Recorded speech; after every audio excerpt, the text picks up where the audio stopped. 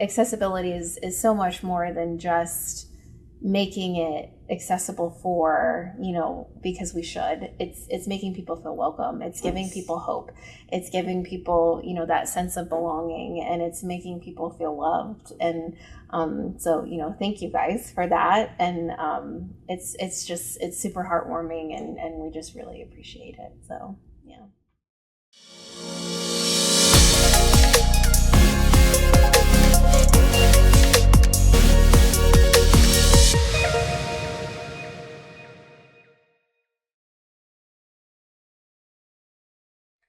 Hi, my name is Alex Olson. I am a teacher of the visually impaired, and I am the Director of Vision Services here at Children's Center for the Visually Impaired.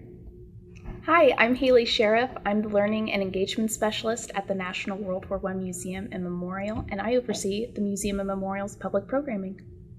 Hi, I'm Brooke Leisinger-Smith. I'm the Guest Services Manager at the National World War I Museum and Memorial, and I oversee most of our front of house operations, including the museum store and ticketing. The National World War I Museum and Memorial is dedicated to helping audiences learn and understand about the Great War and its enduring impact on the community. We have been in Kansas City since 1926, so in the next 2 years we'll be coming up on our 100th anniversary. So before our current efforts, this has been something that has been on the back of our mind for a long time, and it's only here recently that we've had the staff capacity to be able to pursue some of these efforts. Yeah, and I think Haley and I came across this in different ways because we do such different jobs. For me, we've started doing audience research. This is our second year doing it, and we found that about 10% of all of our guests have reported some kind of either temporary or permanent disability or impairment. And if you're seeing 200,000-ish people a year, that's a lot of our guests that we can't serve properly without the proper resources.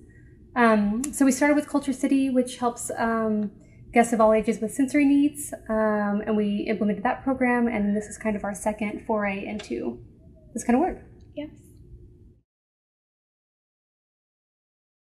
Yeah, so I first learned about CCVI from a good friend, Alyssa Bird, and it was through her that we were able to connect with Alex Olson and really look to this organization's insights to help inform our efforts on how to be a more accessible space, both within our galleries and also with the public programming that we do, so lectures and any sort of community gatherings at the Museum and Memorial.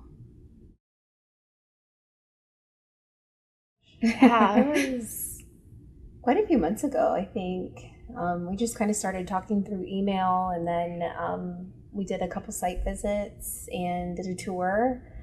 And then, the three of us kind of sat down and went through the sensory bag that you guys did with Culture City. And, that was a wonderful resource and experience to for me to be able to see. And then we just kind of talked through how we can enhance the experience for your patrons and clients that are visually impaired, and we just kind of built out a program from there, and just kind of went from there. So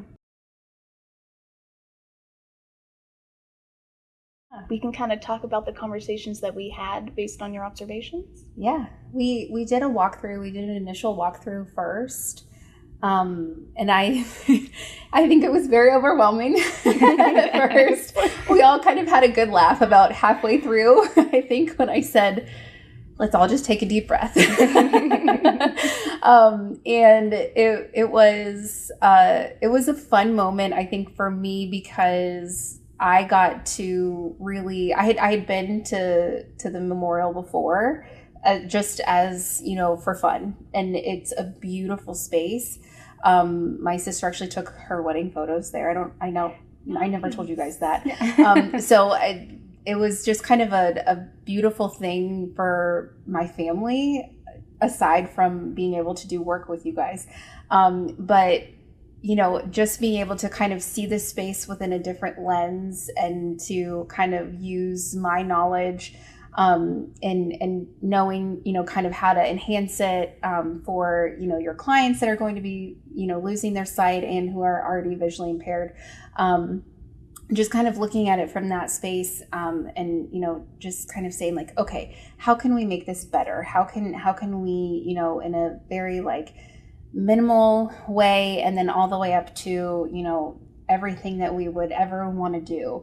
And so I kind of drew up this like roadmap, if you will, of like these three options, and then like pie in the sky type options. And then I kind of turned it over to you guys to kind of have your internal conversations of, what would you want to start with? And, do we want to do it in phases, or, how would you like to do it? And, after just a couple of like external conversations with us, then I just kind of let it go with you guys. And then, and you guys had your side of things. So Yeah, and we so enjoyed hearing your feedback. I think what we were most amazed about was the fact that there are multiple languages in Braille, and just it really expanded our learnings on this topic and made us even more excited to pursue this type of accessibility.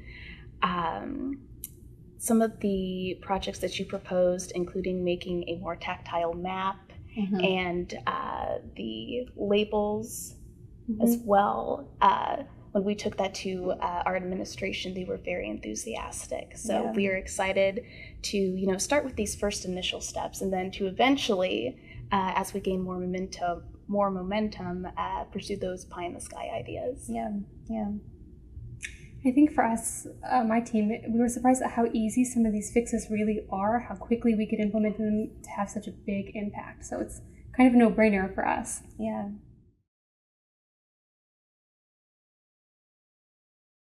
So the first three that we moved forward with were a tactile version of the audio stop guides.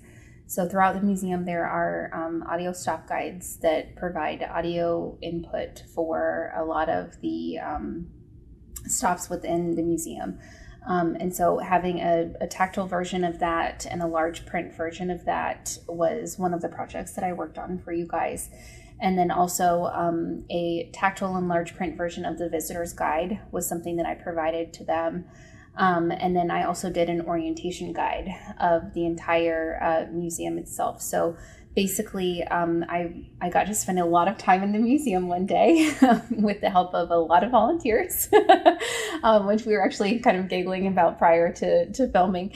But I went and I got to spend a lot of time in the space, which is just so beautiful for me. But I got to spend a lot of time in this space, and I just really got to observe all of the potential, routes of travel, possible travel challenges, lighting changes, auditory input, lighting input, things like that. And I put together a whole document for them to be able to give to possible tour groups or school groups, or, anyone that would request it, so that they could have, this guide of, how to be able to travel the museum efficiently prior to coming to the museum itself, or, when they arrive, if they have a guide with them, someone could be able to help them travel the space efficiently. And it's just a really important piece so that, they're not having a surprise or, something like that. If there's a lighting change very quickly or a flooring change very quickly, it's just a very helpful document for them to have. And then, just the access piece of having the large print and the tactile and the Braille versions, just having that access is extremely important for people who are losing their sight or have already lost their sight. So, the fact that you guys picked those was absolutely amazing. And, I hope that they've been in use, and I hope that patrons and clients have been really, really finding them useful. So we have found with, do you want to go ahead? Oh, I was going to say that we have found with our recent implementation of a sensory-friendly Sunday visitor experience that as we continue to get the word out on these new ways that we are becoming a more accessible space, that audiences are now really seeking this out. So we do anticipate to get more requests to use those items that you helped build. So thank you very much for that. Mm-hmm.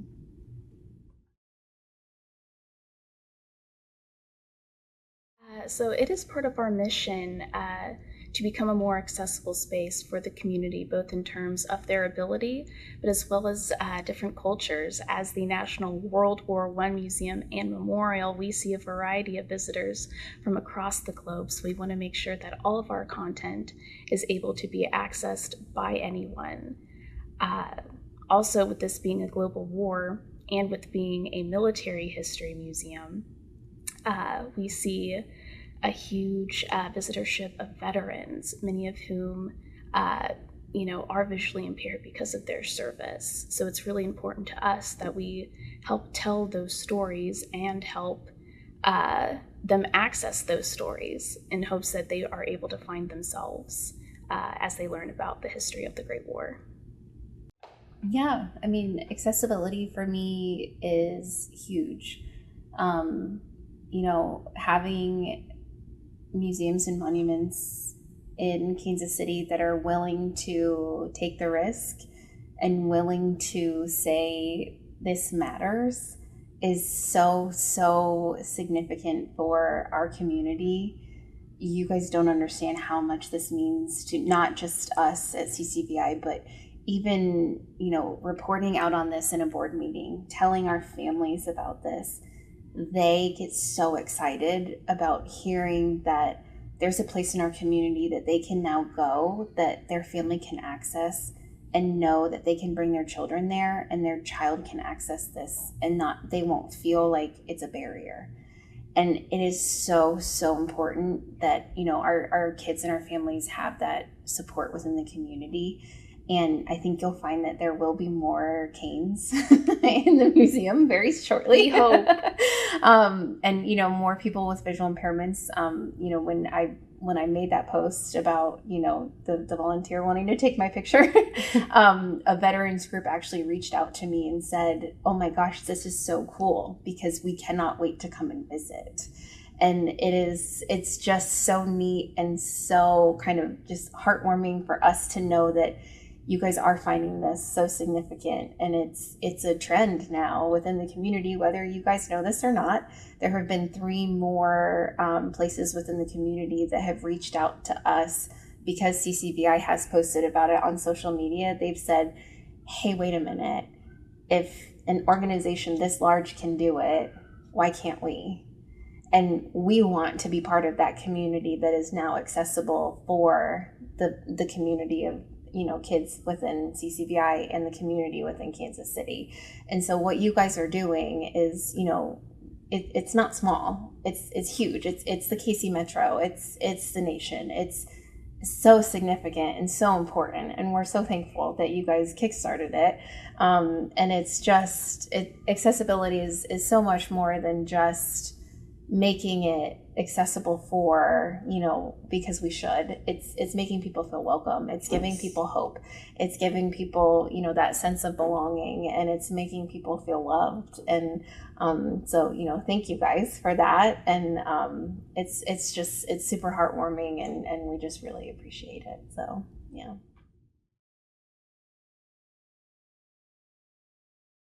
Yeah, so I can explain that because this is something that we're implementing at ticketing, mainly because those are our front of house staff. Those are the people who are the first impression of our visitors. That's where you're going to get the most questions at. So all of those resources are now available. We just had a quarterly meeting with my staff in which this was all, kind of discussed and launched. And honestly, I don't know if it's been used yet because I'm not over there all the time, but I'm sure it has. We've gotten these kind of questions for years, and 4% of that 10% visitor base that has reported some kind of temporary or permanent disability do report that they're visually impaired. So we're talking a large number of guests that we'll get to serve now, which helps my staff out, which makes us feel better because we're able to provide resources to people that we couldn't a month ago. So. Yeah.